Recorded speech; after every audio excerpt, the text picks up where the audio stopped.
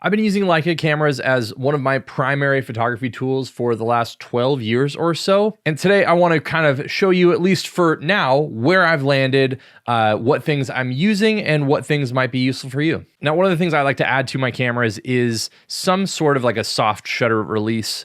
Most of the time, if I have the availability to do that, I will do that on most cameras. This is the Tehusa, I don't know what it is, but I'll link everything in the description down below. I don't even think I have an affiliate for this, but it's the air clicker. They sent me this a while back after the Leica Italy trip, and big fan of it. It actually fits really well with the M6. I don't know why I like it on the M6 more than the M11, but I just do. And yeah, it works really well. And I like having some sort of extra grip on that. I don't know why, it's just always been something I've really enjoyed. And then right now, at least on the M11, I have this kind of smaller one from Owl Crown. I've gone through a bunch of different ones and have kind of found this one to be my current favorite. But I also have like a really, really cheap like Amazon one that's silver. And I think that I might end up going back to that at some point too, because I have been considering kind of moving this all black M11 to more of like a silver panda kind of version, because if you look here, I have a lot of silver lenses. I have more silver lenses than I do black lenses, partially by design and partially just by the luck of the draw. But it might be kind of a way to make this camera a little bit more interesting. You'll also probably see that I have no red dot on this. This is not a Leica M11P. This is just a regular M11, and I've replaced the red dot with this little brass thing from Analogous. I made an entire video on why I did this if you want to check it out up here. But I just really like the minimal design on here. I've always either taped over the logos or put specific like little circle stickers over them, but having this be a lot more along the lines of an OEM look, at least, is something I really enjoy. And it makes the camera in general look just so much more stealth. And not that I'm worried about the cameras being stolen from me and my person while I have them, but I will definitely say that most people, when they see this camera, they actually don't assume it's really expensive. They think it's like an old film camera or something like that. So it doesn't scream Leica at all, because there's nowhere on here says Leica except for really, really small on the hot shoe. I guess we'll just go through some of the other accessories while we're at it. Base plate wise, I have this one from Camera-Craft for the M6. I honestly don't use it that much, mostly because when I'm using the M6, a lot of time I'm just trying to keep things as like minimal as possible, and I'm not looking to add bulk to it. But I will say that there are times every once in a while where I want to toss this on a tripod, and I do appreciate the extra grip if I'm going to use this with a larger lens, or again, if I want to use this on a tripod. But for the most part, I don't use this very often, but it's really solidly made and built. And if you are looking for one, at least this one from Camera-Craft that I got years ago is really nice. And then I have a few for the M11 that companies have sent me over the years. The one I've been using for a long, long time is this one by IDS Works. It's nice. It has a little space for an SD card here if that's something you wanted to add. I never have, but it has a little magnetic door here that opens and closes to kind of not seal off the bottom here, but this is kind of what we're looking at. And the thing I like about this one specifically is that you have this little grip here, and I like the wood texture that this is giving me, and it just kind of looks, I don't know, a little more classy, a little more old school, vintagey looking because of that. And then this also has like the Arca Swiss style plate here. So also really, really lightweight. This is like super lightweight, like aluminum, I'm assuming. So it doesn't add a lot of weight to the camera, but it does add a little bit of bulk. And one of the points of having a Leica camera to me, obviously, is the rangefinder and the lens ecosystem and the heritage and all those other things, but it's also to keep things as small as possible. So I do use these often when I'm actually working, doing wedding gigs and stuff, but most of the time I try to keep this stripped down to not include one. The other one that actually just came in yesterday and actually has my name on it is this one from Owl Crown. It's also small and lightweight. I think it's probably a little bit thicker. And the rationale behind why it is thicker is because it has a space for an AirTag. I wouldn't say that I'm necessarily the inspiration here, but obviously I have used AirTags to hunt down my stolen gear before. So it's just like this extra little peace of mind that it might help you find something, it might not, but it's just this kind of like last ditch effort of if you have the availability to toss an AirTag on your stuff, I definitely recommend doing that. So another good option for this for sure. And it feels small, lightweight, has the same little Arca plate here as well, but then you can add your AirTag. Something else I'll add is that one of the things that I really like about the film cameras, and I think the M10D does this, it has like a little fake film advance lever, and when I am carrying around an M6 or most film cameras, I'm using this as like a little thumb grip, right? Because you're waiting to take the photo, you advance the film, your thumb is kind of sitting here, and it works as like a kind of a built-in thumb grip. Now, the M11 has just a little bump on the back that your thumb can kind of go into, and it gives you something. It's better than nothing. But one of the things I came across a few years ago was this little thing from IDS Works, and it gives you that whole film advance lever kind of thing here. And my favorite part about it is it keeps things really minimal. So adding this doesn't add a ton of bulk to your camera.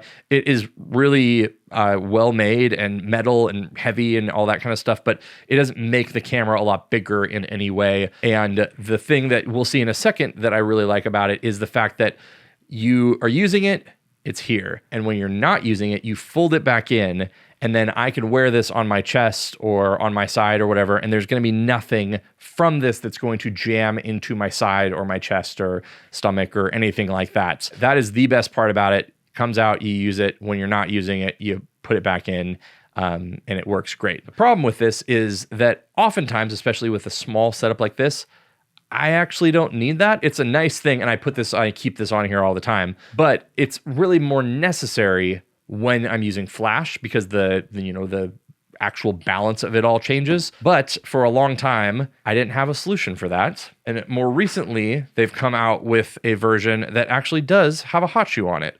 So then when you're gonna have this, you can have this whole thing going on here, and then you have the ability to use a flash on top of this. Really, really useful. So this is what I've been having on there, just kind of sitting there most often in case I want to put a flash on there. But on a day-to-day basis, I don't usually. And so having this on there is really nice. Also, you can see that the wear patterns are starting to become brassed here and whatnot, which is kind of fun. Now, the other option that has come out more recently as well from Owl Crown is that they have a really nice grip as well, and it also solves that hot shoe problem. So this is their aluminum version too, which is really nice because it's super lightweight, and you get a much deeper, better grip in general here. So if I want like maximum grip, I'm using one of the bigger lenses or something like that, and then I'm also using a flash, this just works so much better. But the issue here is, like, again, this is all really great, and it even kind of negates the need to have another base plate if you want, because it's so just sturdy. But the problem is that you can probably see this sticks out quite a bit. So if you're going around and you're doing like one-handed stuff, so oftentimes if I'm going out to do like party dance stuff at the end of a wedding reception or whatnot, I'll just wrap the strap around my wrist so that if it gets knocked out of my hand, it doesn't fall and break. And then I'll just one hand a lot of this stuff, which for that, this is fantastic. So this is going to be my new solution for when I'm doing wedding receptions. But if I'm just going to go out and I have this camera around my neck, I'm probably not going to be using it, to be completely honest, because I tried it a couple times and it was just digging into my chest or my side or wherever. It was just like this little bit here that was sticking out and yeah, making things a little bit uncomfortable. It's a great grip, and if you are someone that likes to one-hand your stuff, it's definitely a better thumb grip than the IDS Works one, but it just doesn't work as well if you are wearing it around your neck and stuff because of, you know, how deep that is. Now, I guess we just hit off on flashes too, so I'll show a couple favorites here. First off, the M6 is not the TTL version, so it's not the modern one. It's not even the mid-range one. This is the, I guess, M6 Classic, as they say. And I bought this Fujifilm TTL flash a long time ago. I use it only on manual mode. My camera doesn't have a TTL anyway, But I've just always loved this flash. I've loved this form factor. You definitely don't have to spend the crazy amount of money to get this one. You can definitely buy that Godox one and maybe buy like the Canon version or something that is only going to be able to give you manual uses anyway, but then you don't have like the little prongs and stuff like on the Sony ones or some other ones. So just make sure that if you do buy one for another system, that you do get one that doesn't have a bunch of those extra little prongs that go into like the multi-interface shoe like the Sony one does. But I love the form factor and the vibe of this, but I don't like that it takes AAA batteries and it's stupid expensive. But since I have it, it is kind of my main flash for the M6, and also it just looks cool. So probably won't be selling that. But the thing that has been really exciting is this little guy from Godox. It's the IT32. One of the things that I like when I'm doing wedding stuff is the ability to bounce a flash and to have even the tiniest, the cutest of bounce cards to, you know, bounce off the ceiling, but also kind of hit a subject in front of you. And it's the first flash outside of a Leica branded flash that works with TTL. It works pretty well. And also, if you just saw that, it has this transmitter, and then it has this as the receiver just built in, magnetizes, comes on and off. It's relatively inexpensive, so you can use this as an on-camera flash, no problem. And then if you want to do something else, you can work it off camera and do some things like this.